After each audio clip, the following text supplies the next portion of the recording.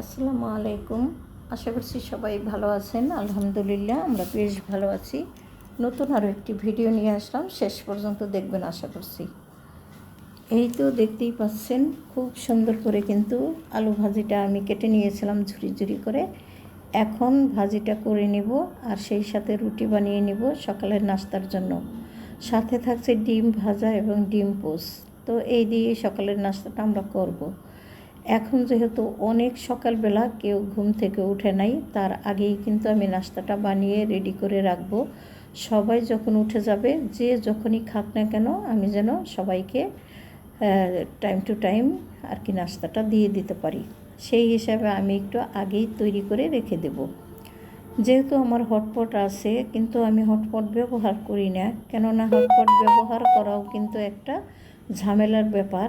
যেহেতু এই রুটিগুলো সাথে সাথেই খাওয়া শেষ হয়ে যাবে, সেই হিসাবে আমি আর হটপট বের করব না। এখানে আমি রুটি একদম নর্মালভাবে ভেজে প্লেটে করে নিয়ে আসব। সবাই আর কি একসাথে বসে না পারলেও যার যার মতো করে খেয়ে নেবে। দেখতেই পাচ্ছেন আমি কিন্তু অলরেডি রুটির গোলা কিন্তু তৈরি করে নিয়েছি। এখন রুটিটা অলরেডি বানিয়ে নিচ্ছি।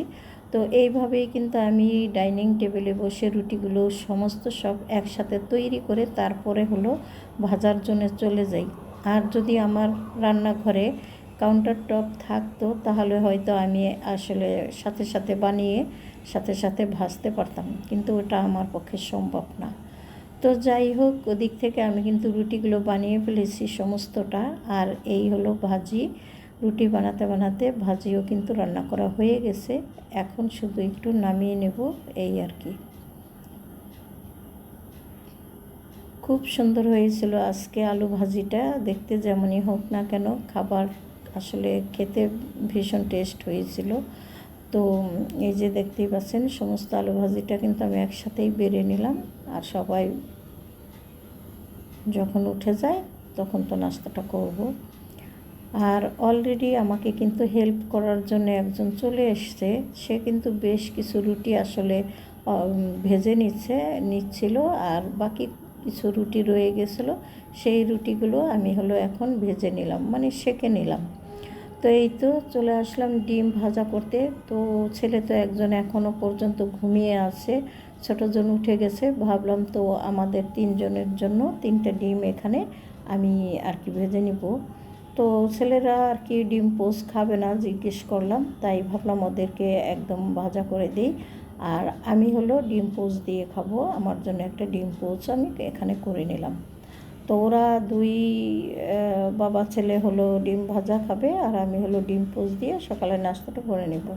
তো আমরা 3জন আজকে একসাথে নাস্তা করব, আর বড় ছেলে যখন ওঠে তাকে তখনই দিয়ে দেব। যাই হোক, এই গেল আমার সকালবেলার নাস্তার পর্ব। আসলে নাস্তা তৈরি করতে করতেও কিন্তু অনেকটা সময় চলে যায় বা বেলা হয়ে যায়, কাজের সাথে আর পারা যায় না। তো অফ ক্যামেরাতে খাওয়া দাওয়া করার পরে প্লেট বাটিগুলো ধুয়ে নিয়েছি। তারপরে দুপুরের জন্য রান্না করতে চলে আসলাম। তো দুপুরে আজকে কী রান্না করব, কিছুই না তেমন কোনো। ভাবলাম আজকে ডিম রান্না করি, আর ডিম আমি কিভাবে কী দিয়ে রান্না করি সেটা আপনাদের সাথে শেয়ার করব। তো প্রথমে তো ডিমগুলো আমি সিদ্ধ দিয়ে দিলাম। এখানে চেয়েছিলাম 5টা ডিম সিদ্ধ করার জন্য। আসলে যখন আমি ডিম তুলছিলাম তখন আমার হাত থেকে পড়ে একটা ডিম ফেটে গেছে। তাই ভাবলাম 4টা ডিম সিদ্ধ দিয়ে দিই, আর একটা ডিম আমি ভেজে সেদ্ধ আর কি রান্না করব।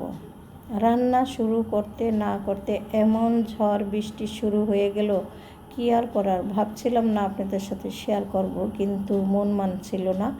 ভাবলাম যে না, শেয়ার করেই দিই আপনাদের সাথে। আপনারা দেখলে হয়তো বুঝতে পারবেন যে হঠাৎ করে কী পরিমাণে ঝড় উঠে গেল। এই যে দেখতেই পাচ্ছেন, এখানে আমার সামনে বারান্দা, পাশেও কিন্তু অনেক গাছপালা আছে। তো সেই গাছপালাগুলো দেখলেই বুঝতে পারবেন যে কেমন ঝড় উঠেছে আজকে। এই যে দেখতেই পাচ্ছেন, এর চেয়েও বেশি ঝড় পরবর্তীতে হয়েছিল, কিন্তু আমার পক্ষে আর ভিডিও ধরে রাখা সম্ভব হচ্ছিল না। কেননা হয়তো বা মোবাইল বা ক্যামেরা যেটাই হোক না কেন, আমার মনে হয় আর কি ওখানে দাঁড়ায় থাকা সম্ভব ছিল না। এত পরিমাণে ঝড় হচ্ছিল এবং সেই সাথে বৃষ্টি। তো বারান্দা দিয়ে যেহেতু শেয়ার করছিলাম, বারান্দায় কিন্তু আর দাঁড়িয়ে থাকা সম্ভব ছিল না। যতটুকু পেরেছি আপনাদের সাথে শেয়ার করলাম। দেখেন, এই যে দেখতেই পাচ্ছেন কী পরিমাণে বাতাস, আর এর সাথে কিন্তু বজ্রপাতও আছে। সে কারণে একটু ভয়ও করলো বারান্দাতে থাকতে, কেননা অ্যাক্সিডেন্টের কথা তো আর বলা যায় না বা বলে করেও আসে না। ভয়ই পাচ্ছিলাম, সে কারণে একটু তাড়াতাড়ি বাসার ভিতরে ঢুকে গিয়েছিলাম এবং দরজা লাগিয়ে দিয়েছি। যাই হোক, আপনাদের সাথে তো বৃষ্টি বা ঝড় শেয়ার করলাম। কোথায় কোথায় হয়েছে আজকে ঝড় বৃষ্টি সেটা আপনারা কমেন্ট করে জানাতে পারেন। আর এখন কিন্তু প্রচণ্ড পরিমাণে বৃষ্টি হচ্ছে, তার ভিতরে মানুষ মসজিদের নিচে দাঁড়িয়ে আছে এবং কেউ কেউ ছাতা নিয়েও কিন্তু চলে গেল এদিক দিয়ে। আর সামনের দৃশ্য একটু ঘোলা ঘোলা লাগছে, কেননা আকাশটা একটু ঘোলাই ছিল। তো বৃষ্টিপাত দেখে এসে তারপরে হলো রান্নাবান্না শুরু করে দিলাম। রান্নাটা একটু দেরি হয়ে গেল আজকে করতে, তবে খাবার খেতেও আজকে দেরি হবে, কেননা যেহেতু ঝড় বৃষ্টি, বাসায় তো কেউ নেই, আমি একাই আছি এই মুহূর্তে। আর যখন আসবে বৃষ্টি কমলে পরে আস্তে আস্তে 3টার মতো বেজে যাবে, তো ততক্ষণে আমার রান্নাবান্না হয়েও অনেক সময় বেঁচে যাবে। তো খাবার দাবার কতটুকু আপনাদের সাথে শেয়ার করতে পারবো আমি জানি না। আর এই আলুগুলো হলো আমি ছোট ছোট করে কেটে একটু সিদ্ধ দিয়ে নিয়েছি, সে কারণে অল্প সময়ে রান্না হয়ে যাবে। এই যে দেখতেই পাচ্ছেন আমি কিন্তু ডিম দিয়ে দিলাম, এখানে 4টা ডিম দিয়ে দিছি। আর ওই যে দেখতেই পাচ্ছেন একটা ডিম কিন্তু ফেটে গিয়েছিল, ওই ডিমটা আমি একদম ভেজে তারপরে দিয়ে দিলাম। যাই হোক, আজকে মনে হয় আমাদের বাসায় ডিম পর্ব চলছিল। সকালেও ডিম, দুপুরে ডিম, রাতের বেলা আবার কিছু করতে হবে, এটাই সত্য। কেননা ডিম দিয়ে আর সারাদিন চালানো সম্ভব না। তো এটা ছিল দুপুরের পরে সবাই খাওয়া দাওয়া করে যখন মানে রেস্ট নিচ্ছিলাম, তখন আমি ভাবলাম যে আপেল আছে বাসায়, একটু কেটে দেই। আর যেহেতু আমার হাজব্যান্ড একটু পরেই চলে যাবে, তো ভাবলাম তাকেও একটু দেই আর সেই সাথে আমি একটু খেয়ে নিই। এই তো খাওয়া দাওয়া শেষ করে সে তো চলে গেল, আমি এদিক থেকে চলে আসলাম। দুপুরে যে খাওয়া দাওয়া করেছিলাম প্লেট বাটিগুলো ধুয়ে ওইভাবে রেখে দিয়েছিলাম। এখন সেগুলো একটু গোছগাছ না করে না নিলে হবে না, কেননা আবার রাতের বেলা কিছু রান্নাবান্নাও করতে হবে। তার আগে আমি হলো রান্নাঘরটা পরিষ্কার করে নিব। আর ছেলেরা যদি চায় তাদেরকে কিছু নাস্তা পানিও বানিয়ে দিব সন্ধ্যার সময়, যদি বলে, তা না হলে দেব না, কেননা ছেলেরা তো একেবারেই ছোট না।